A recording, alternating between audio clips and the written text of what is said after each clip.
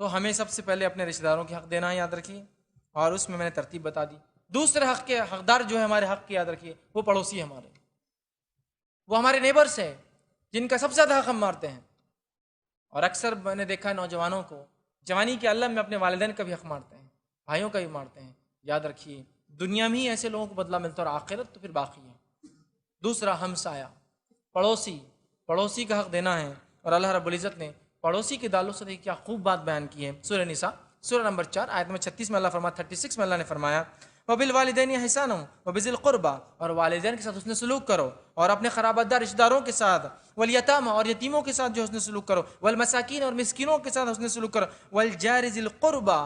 اور اپنے رشتہ دار پڑوسی کی جو ہے مدد کرو، وَالْجَارِ ذِي الْجُنُوبِ، اور غیر رشتہ دار پڑوسی کی جو ہے مدد کرو، وَصَاحِبِ الْجَنبِ، اور پہلو کے ساتھی کی، ٹیمپرری پڑوسی جو ہوتا ہے اس کی مدد کرو، وابن السبیل، اور مسافروں کی مدد کرو، ان کے ساتھ حسن سلوک کرو۔ تو یہاں پڑوسیوں کی 3 قسمیں بتائی جن کی مدد کرنا ہے۔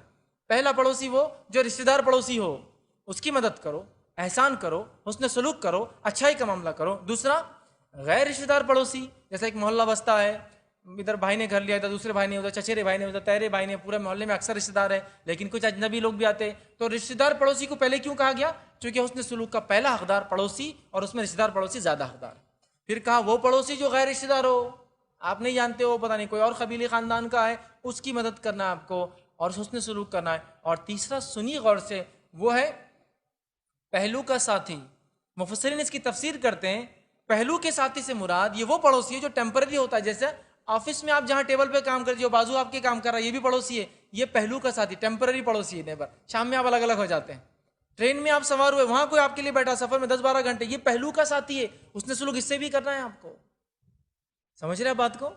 کہ تو وہ ساتھ بیٹھا ہے، یہ مراد ہے اسے پہلو کا ساتھی۔ تو پڑوسی جو رشتہ دار، پڑوسی جو غیر رشتہ دار، پڑوسی جو ٹیمپرری بنتا ہے آپ کے ساتھ، جیسے آپ کسی جگہ دوسرے ملک گئے تھوڑے دن کے لیے، حج پہ گئے، عمرے پہ گئے، پڑوس میں کوئی رہتا ہے نا، روم میں، ہوٹل میں کچھ دن آپ 40-50 دن، پڑوسی ہو گیا وہ بھی آپ کا، ٹیمپرری پڑوس ہے لیکن ہے پہلو کا ساتھی ہے آپ کی،